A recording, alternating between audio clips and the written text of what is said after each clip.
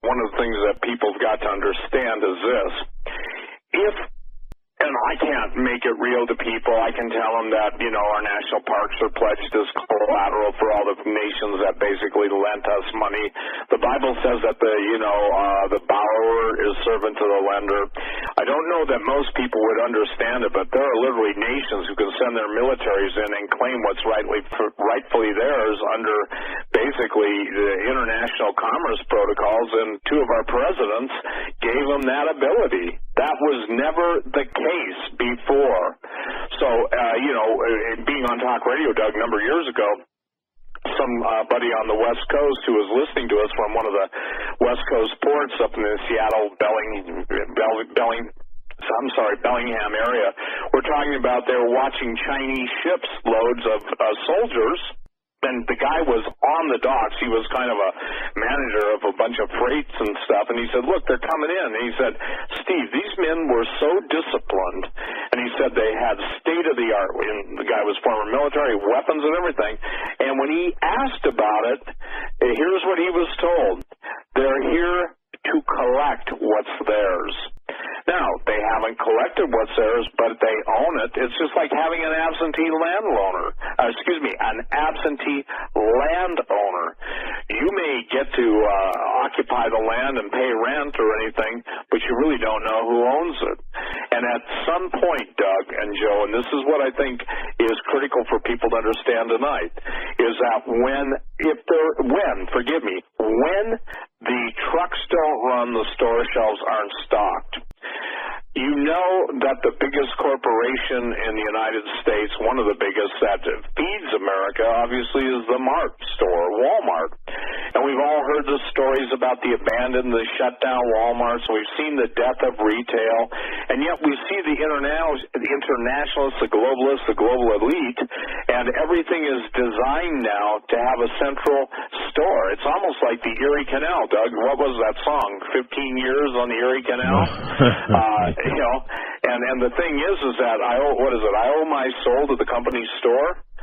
What people don't recognize is that the king bees will only feed the worker bees enough to keep them alive, so that the king bees, and this is true across the history of the world, whether you're dealing with feudalism or you're dealing with, what we see now as what I'd call, and I'd call it aberrant. In other words, it's an aberration of capitalism, What we have right now is basically the motion to control everything under so few eyes, just like the media. What is it? 6 major corporations own all the media in this country. So, it's not only the fake news, them, it's the controlled news, them. So, ladies and gentlemen, here's the deal.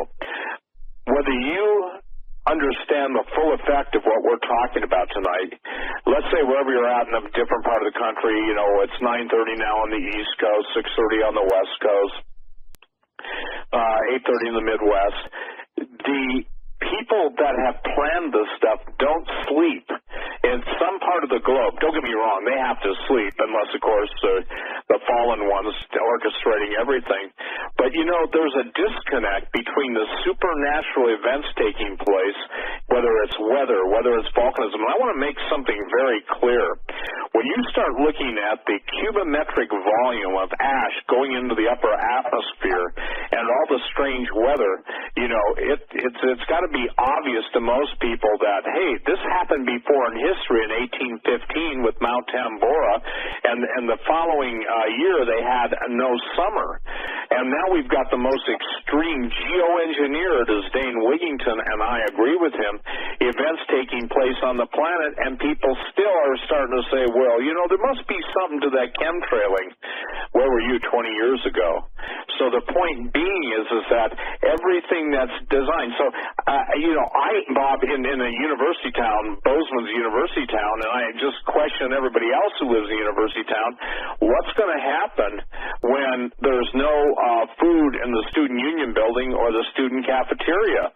And for the record, the Federal Emergency Management Agency knows where literally every refrigerator in a local community is located. They've done surveys, and why would they do that? It's simple. in an extreme event, when it comes down, I even posted a story, other places you look for food, when everybody's panicked. Most of those places that look for food, the only way that you'll get any food out of those places, abandoned, I want to add, is basically beat the other people to it. And it was astonishing to me, Bob, that people didn't understand why FEMA would be doing an inventory of all available food sources in every county and every town across the nation. You want to address that? Yeah, well, it's obvious, Steve. They know what is coming. I've had the phone calls from people in FEMA buying food from me, and I ask them, plain coy, why are you buying so much?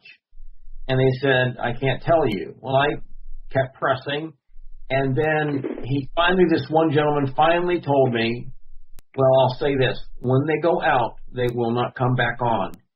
That's what his response to me was. And this was make that statement one more time. I had a call from a person in FEMA, a district manager in FEMA, and he wanted to buy a large quantity of food. And myself, I was playing coy, asking him, well, why do you want so much? What are you doing with this? And he told me, I can't tell you at first, but I pressed him, and he says, well, I'll tell you this. I'm buying it for my people, and when they go out, they will not come back on. And I presumed he was talking about the lights or electricity. He was scared. For sure. Steve, I have known some people in the government. I've been friends with them and know them. And I can tell you, everyone, and Steve, I'm not saying this lightly. I'm just telling you, this is the truth. Everyone has told me it is over with. They are playing, one of the expressions was whack-a-mole. No matter what level of crime you deal with in America today, and we've all played that game, you beat one down, two pop up. You beat two down, five pop up. They are at that point right now where they cannot manage the crime that is happening in this country. It is so prolific that we are seeing the breakdown of law and order in this country. We are a nation. One thing I learned in what I did for so many years is that you watch and look what people entertain themselves with, and that's what people will revert to when there's no one watching.